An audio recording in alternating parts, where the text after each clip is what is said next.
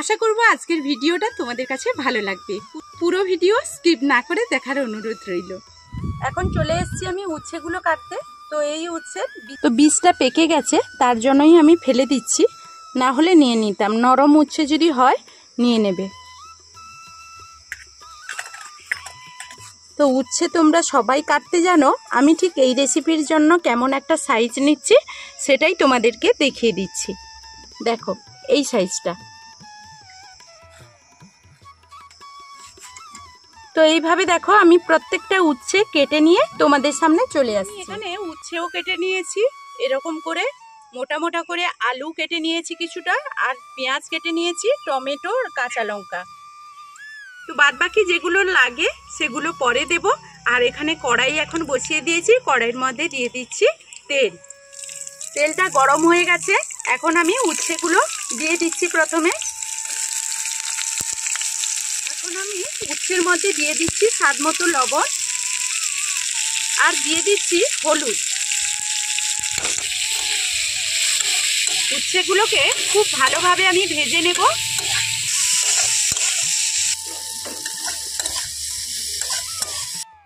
এখন আমার উচ্ছেগুলো ভাজা হয়ে গেছে, আর এগুলো একেবারে কড়া করে ভাজার কোনো প্রয়োজন নেই।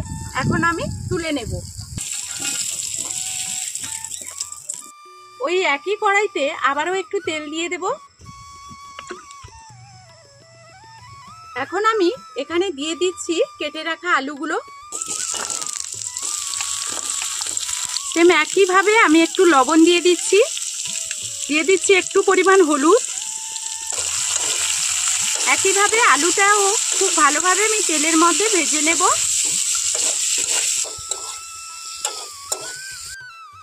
এখন আমার আলুগুলো ভাজা হয়ে গেছে, একইভাবে আলুগুলোও তুলে নেব। কড়াইতে আবারও একটু তেল দিয়ে দিচ্ছি। দিয়ে দিচ্ছি হাফ চামচ মতো কালো জিরে।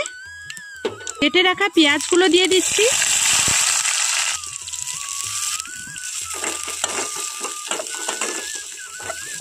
পেঁয়াজটাকে এখানে হালকা আমি ভেজে নেব।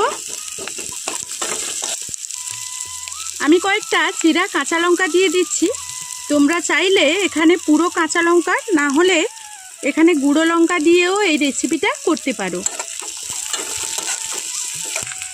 এখন আমি এখানে একটা টমেটো কেটে রেখেছিলাম, সেটা দিয়ে দিচ্ছি। এখন আমি পরিমাণ মতো এখানে লবণ দিয়ে দিচ্ছি। আলু আর উচ্ছেতে লবণ দিয়ে রেখেছি। এখন খুব ভালোভাবে মশলাটাকে একটু কষিয়ে নেব। আমি এখানে এখন রসুনের গুঁড়া দিয়ে দিচ্ছি। এটা আমার বাড়িতে সংরক্ষণ করে রাখা। তোমাদের কাছে যদি না হাতের কাছে থাকে, তাহলে তোমরা প্রথমেই যখন তেল দেবে, কালো জিরে দেবে, সেখানেই রসুন একটু কুচিয়ে কিংবা থেতলে দিয়ে দেবে। এখন আমি এখানে একটু জল দিয়ে দিচ্ছি, অল্প একটু হলুদ দিয়ে দিচ্ছি। যেহেতু আগে থেকে সব জায়গাতে হলুদ দিয়ে রেখেছি, সেহেতু তোমরা হলুদটা দেখে শুনে দেবে। এখানে একটু চাইলে তোমরা লঙ্কা দিয়ে দিতে পারো।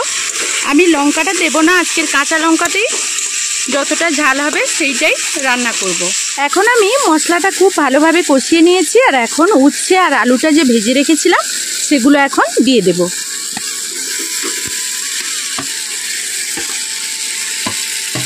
আমি এখানে একটু ধনের গুঁড়ো দিয়ে দিচ্ছি, নারকেল কোড়া একটু দিয়ে দিচ্ছি।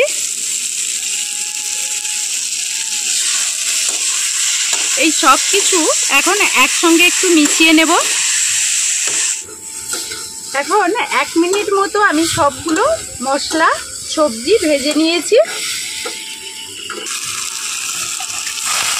এর মধ্যে এখন দিয়ে দিচ্ছি জল। আলু উচ্ছে সেদ্ধ হবে সেই হিসেবে তোমরা জলটা দিয়ে দেবে। আর এটা কিন্তু মাখো মাখো হবে, গ্রেভি বেশি রাখা চলবে না। এখন আমি এটাকে ঢাকনা দিয়ে হতে দেব। এখন আমার উচ্ছেটা হয়ে গেছে, আমি ঢাকনাটা খুলে দেখে নেব। তো বন্ধুরা এইভাবে মাখো মাখো করে নেবে। আর এখন দেখো আমার আলুটাও সেদ্ধ হয়ে গেছে।